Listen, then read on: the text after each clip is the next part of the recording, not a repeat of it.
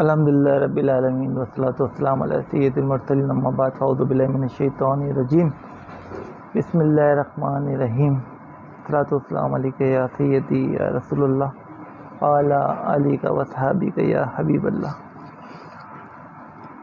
آج موضوعات بہت ہر موضوع کے اوپر بات ہوئی۔ گزشتہ 2 ماہ میں نے جو ایسٹرولوجی کی، آپ نے جو ایسٹرولوجی لی، بارشوں کے حوالے سے، فلڈ کے حوالے سے، سیاسی حوالے سے، سیاسی سرگرمیوں کے حوالے سے، پولیٹیشینوں کے حوالے سے انالائسس کیا۔ یہ ڈیپینڈ کرتا ہے کہ اس موٹیویشن اسپیچ کو آپ کتنا سمجھ سکے اور کتنا آپ نے اگنور کیا۔ میرا کام ہے اپنی آواز آپ تک پہنچا دینا، باقی سننا نہ سننا یہ آپ کی مرضی ہے۔ آج میں اسپیشل خصوصی طور پر ارجنٹ دوبارہ جو آیا ہوں تو وہ ایک موضوع ہے، ایک ٹائٹل ہے کہ سسٹم۔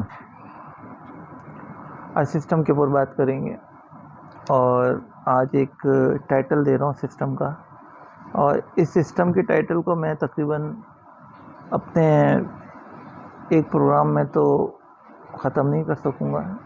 اب اس سسٹم کے کنٹینیو تقریباً مجھے لے کے چلنا ہوگا، کیونکہ سسٹم کے اوپر بات کرنے کے لیے اس کو مجھے بہت لینتھی پروگرام کرنا پڑے گا، لیکن اس کو میں شارٹلی پروگرام کر کے آپ کے سامنے کوشش کروں گا کہ حقیقت اور بہت ورڈنگ کا چناؤ صحیح کر کے آپ کے سامنے پردے کے پیچھے کیا ہے اور جو دکھ رہا ہے وہ حقیقت ہے، اور جو ہمیں دکھایا جا رہا ہے وہ حقیقت ہے، یا وہ جو ہمیں نہ دکھ رہا ہے اور نہ ہی دکھایا جا رہا ہے۔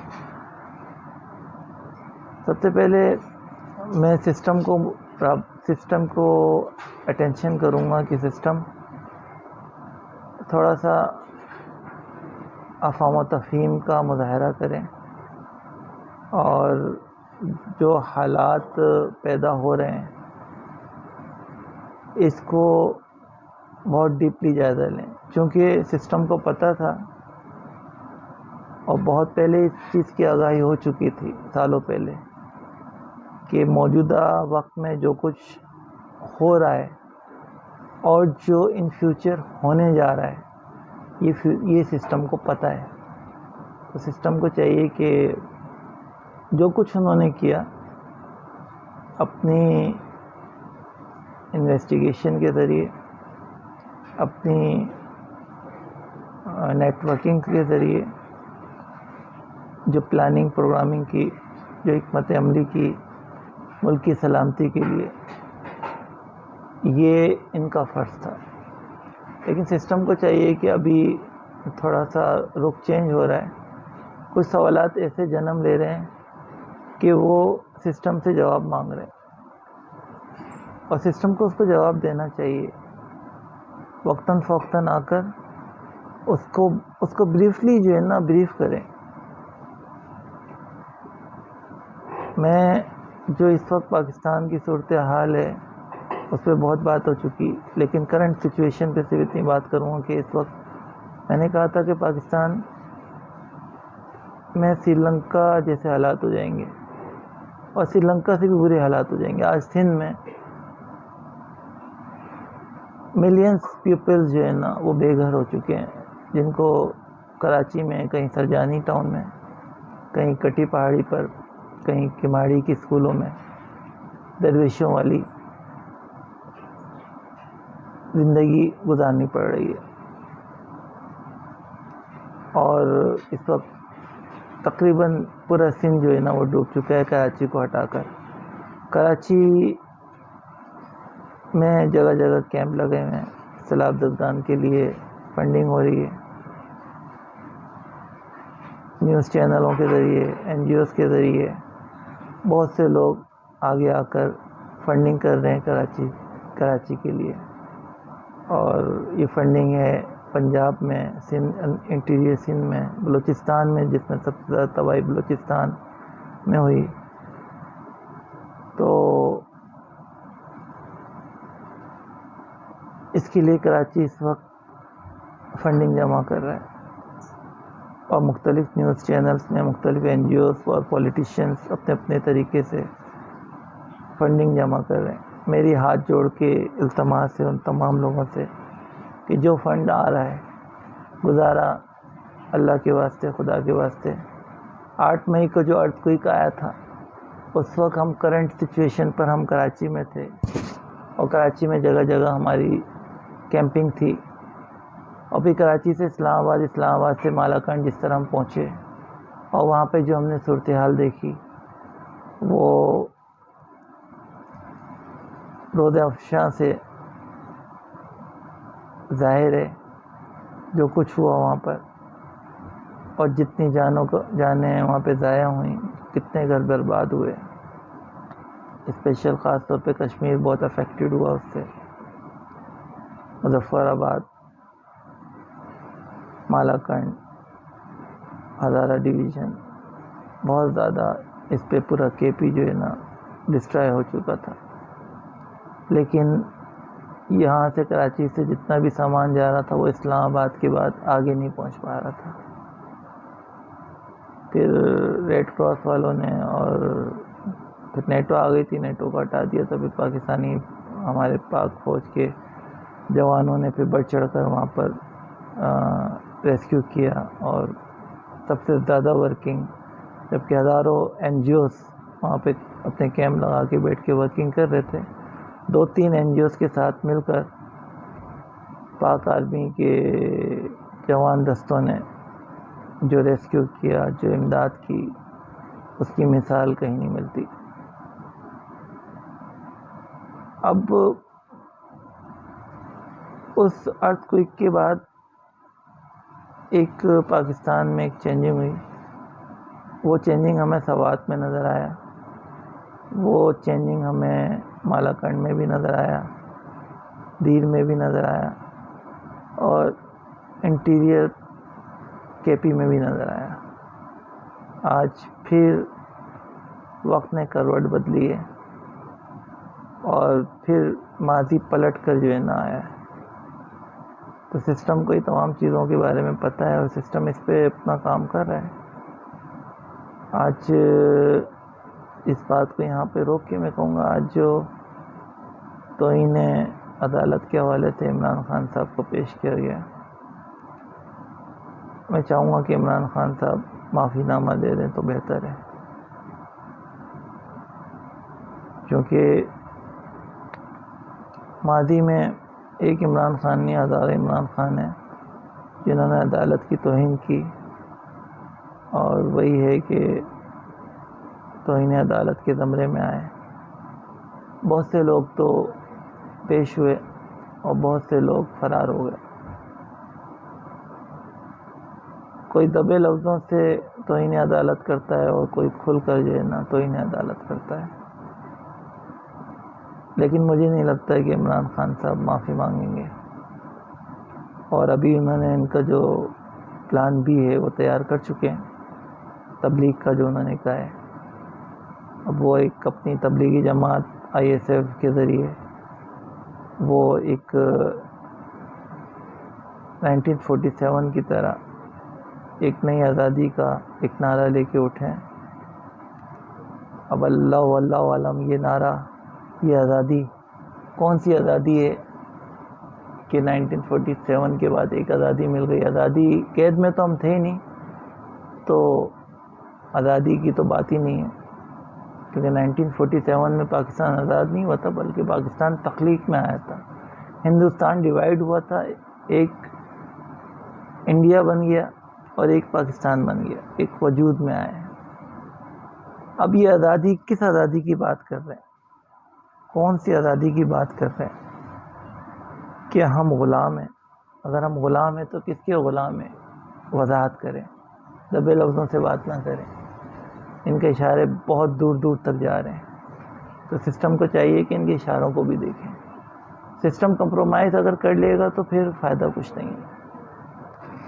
سسٹم نے کمپرومائز نہیں کرنا ہے. سسٹم نے سلامتی کونسل کے لیے کسی بھی موقع پہ کمپرومائز نہیں کرنا ہے. اب یہ حالات خراب کیسے ہو رہے ہیں؟ سب سے پہلے جو سسٹم کو بتانا چاہ رہا ہوں اور اپنی پاکستانی قوم کو کہ طالبان آج اس وقت اس گھڑی اس لمحے سوات تک پہنچ چکے ہیں. آپ کے کے پی میں انہوں نے مورچے بنا دیے ہیں، شاور میں، اور آنے والے وقتوں میں طالبان اپنی پوری تیاری کر چکے ہیں کے پی میں اپنا پنجہ گاڑنے کی، کیونکہ اس سسٹم کو اس تمام چیزوں کے بارے میں معلومات ہے، نیٹ ورکنگ ہے.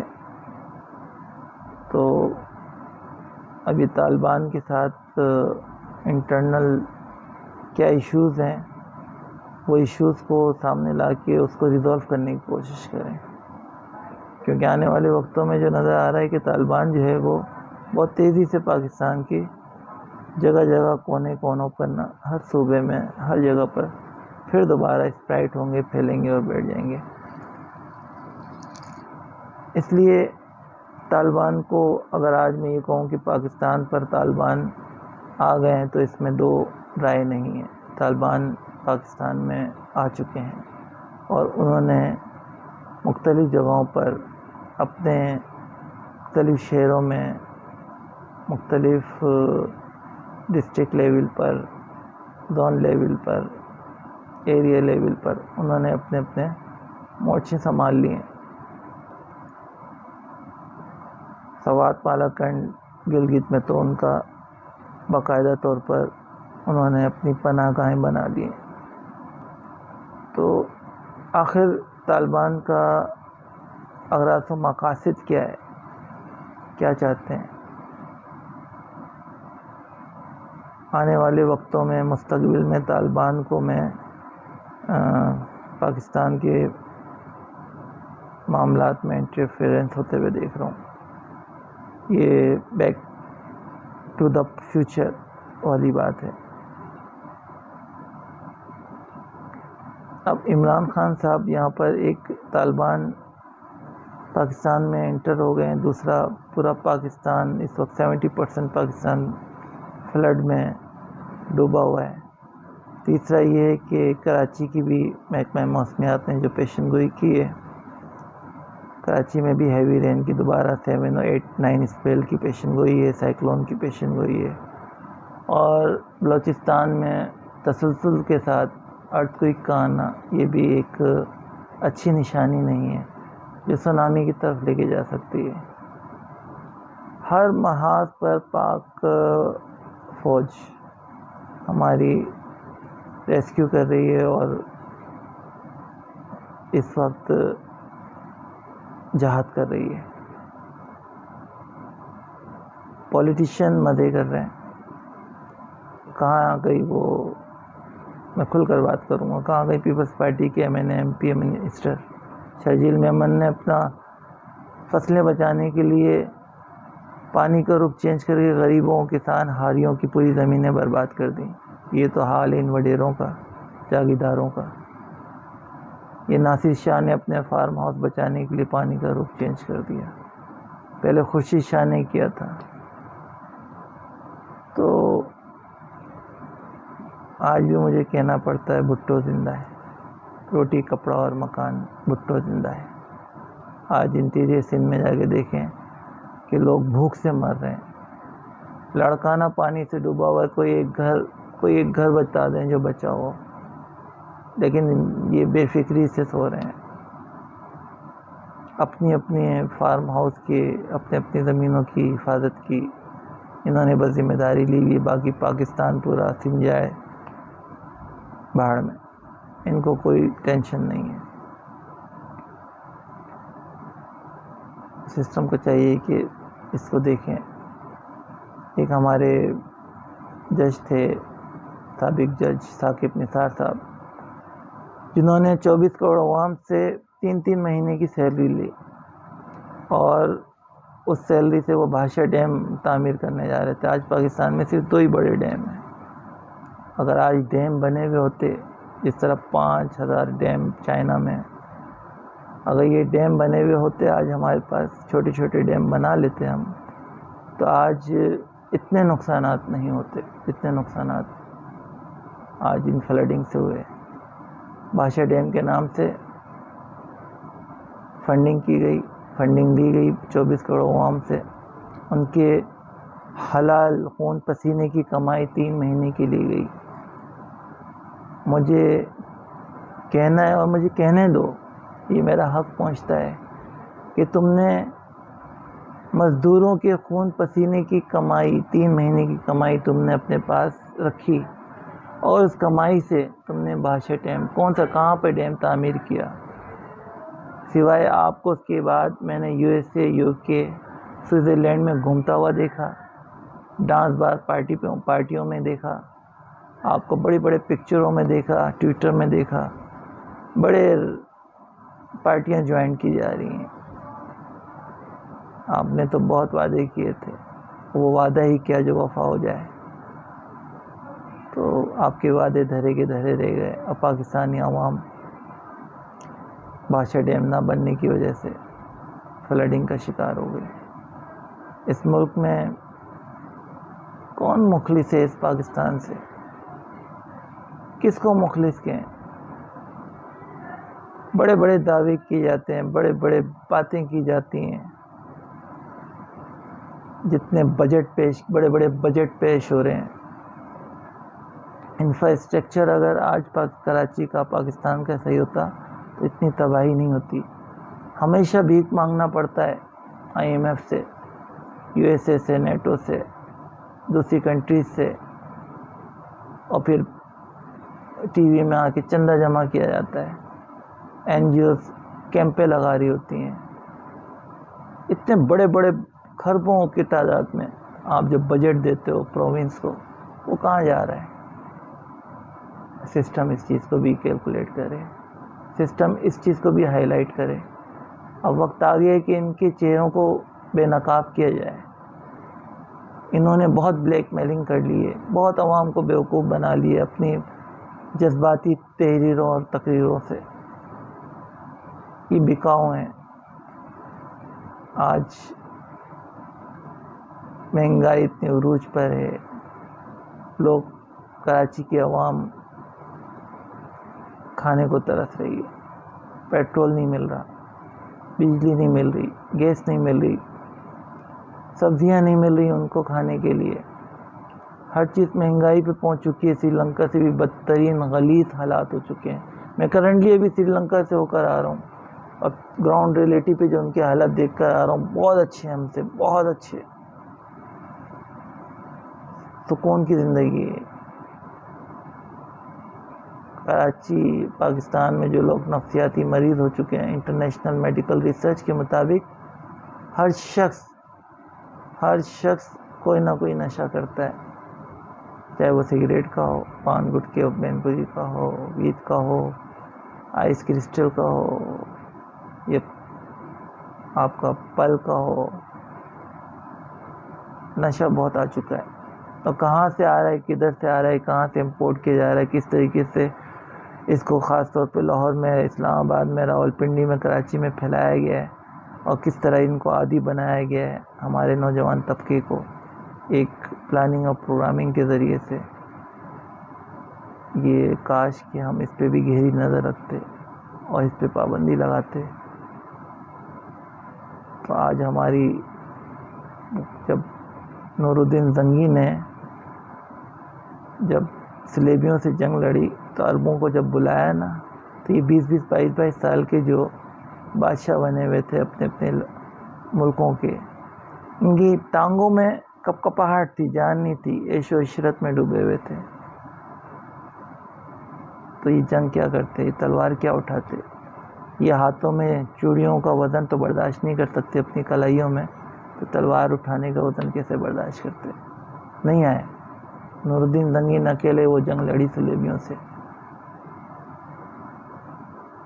تو آج وہی وقت ہے کہ ہمارے نوجوان چاہے وہ کالج کی ہو یونیورسٹیوں کو پولیٹکس کا اکھاڑا بنا دیا ہے، سیاسی اکھاڑا بن گیا ہے. کتابیں کم، کلاشنکوف لیکچر زیادہ ہوتا ہے وہاں پر، اور پھر وہاں پہ سیاسی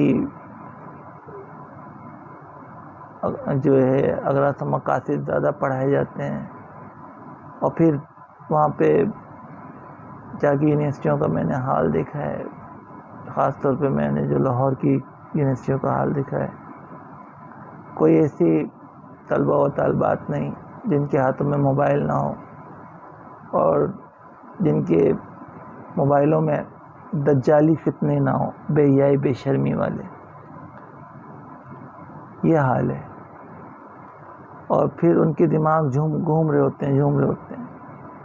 انٹرنیشنل میڈیکل ریسرچ کے مطابق پاکستان میں ہر گھر میں ہر شخص کوئی نہ کوئی ٹرینکولائزنگ یا ڈیکسا فارم میڈیسن یوز کر رہا ہے. کیوں؟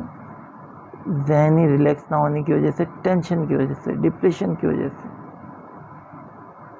ہر پولیٹیشین کا یہ عادت ہے کہ رات میں سوئے گا تو ٹرینکولائزنگ میڈیسن لے کے سوئے گا، ورنہ اس کو نیند نہیں آئے گی، نہیں سو سکے گا. حقیقت کھول کے دیکھیں، کتاب کھول کے دیکھیں، ان کے چیپٹر کھول کے دیکھیں. مغرب کے بعد ان کے 7 بجے کے بعد 7 سے 11 ان کی دیکھیں ایکٹیویٹیز دیکھیں، ہاں پتہ چل جائے گا. تو المیہ یہ ہے کہ 24 کروڑ عوام کا اللہ بہتر کرے. بہت انالائسز ہو رہے ہیں، سمیع ابراہیم ہو یا ارشد شریف ہو، حامد میر ہو، مبشر لقمان ہو، کاشف عباسی ہوں، XYZ جو بھی اینکر پرسن ہے، میڈیا ہو.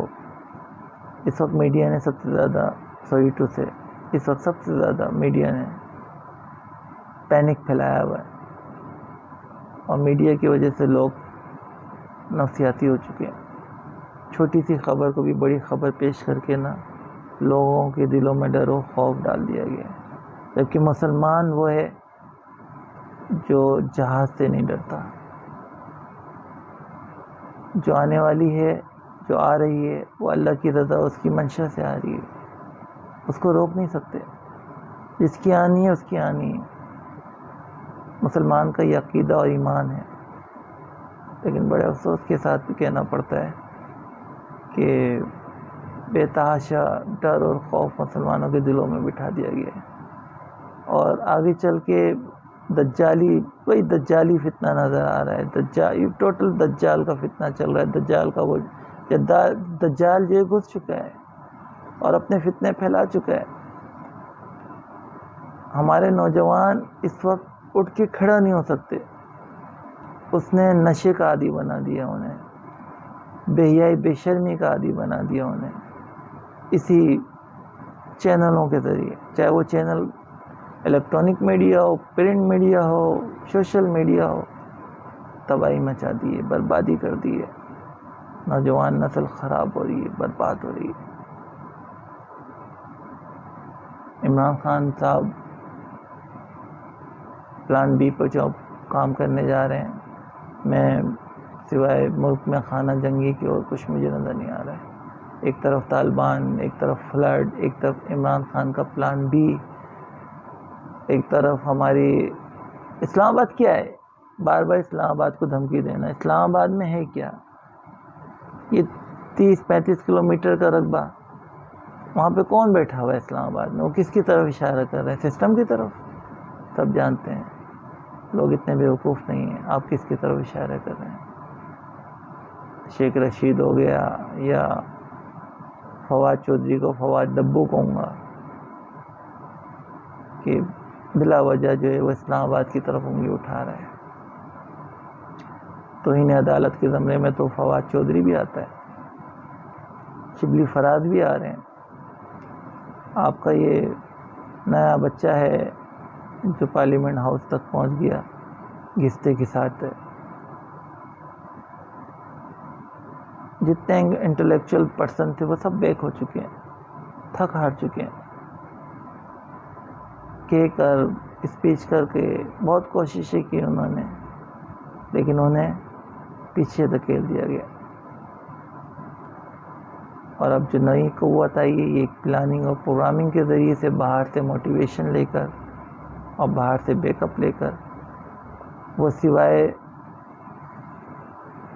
دجالی حکمرانی کے اور کچھ نہیں چاہتے. وہ یہ مورے ہیں، دجال کے مورے ہیں، یہ بونے ہیں. میں نے کہا نا، یہ دجال کے بونے ہیں. ان کے ذریعے سے دجال جو ہے نا اپنے فتنے پھیلا رہا ہے، اور انہی کے ذریعے سے دجال جو ہے نا وہ ان علاقوں میں اپنے پنجے گاڑے گا. اور یہود و نصارہ اپنی سازش میں کامیاب ہوں گے. تھرڈ ورلڈ آرڈر جو ہے نا وہ اپنا قانون نافذ کرنے میں کامیاب ہو جائے گا. یہ بونے جو ہے نا یہ اس کے لیے کام کر رہے ہیں. ایلومیناٹی آرگنائزیشن چھا گئی ہے پاکستان میں. ساری گند پاکستان میں آ چکی ہے اس وقت.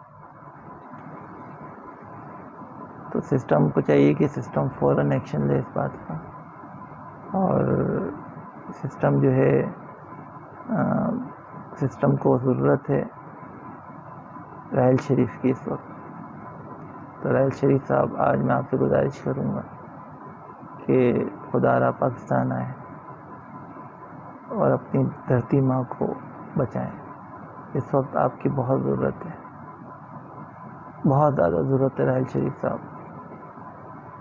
اگر میری آواز آپ تک پہنچ رہی ہے اور یہ ویڈیو آپ تک پہنچ جائے تو آپ سے میں ہاتھ جوڑ کر گزارش کروں گا کہ اس وقت راحیل شریف صاحب آپ کو پاکستان کی ضرورت ہے.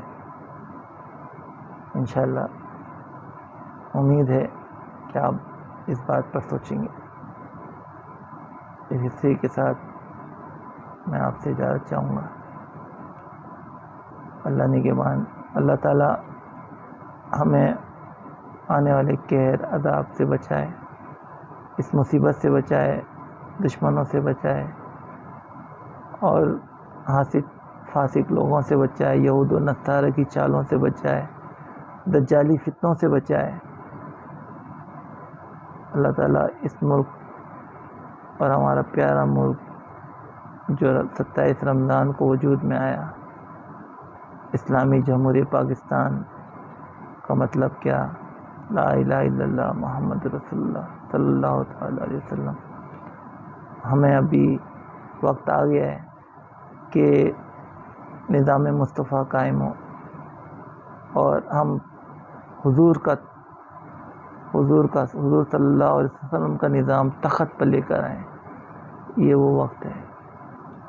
سسٹم کوشش کرے کہ وہ لوگ جو نظام مصطفیٰ چاہتے ہیں اور جو حضور صلی اللہ علیہ وسلم کا دین تخت پہ لانا چاہتے ہیں ان کو خدا را لے کر آئیں، کیونکہ ان لوگوں کی بہت ضرورت ہے.